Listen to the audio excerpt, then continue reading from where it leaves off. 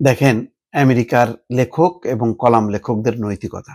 তারা গাজা যুদ্ধের সংবাদে পক্ষপাতিত্বের অভিযোগে ১৫০ জন লেখক নিউ ইয়র্ক টাইমস বর্জন করেছেন। তারা বলেছেন যে পক্ষপাতিত্ব করা হয়েছে ইসরায়েলের সমর্থনে, গাজা যুদ্ধের পক্ষে, ইসরায়েল যে গণহত্যা চালিয়েছে তার পক্ষে তারা যে অবস্থান নিয়েছে সেই অবস্থানের বিপরীতে এই ১৫০ জন লেখক এবং কলাম লেখক বলছেন যে তারা আর এই পত্রিকায় লিখবেন না।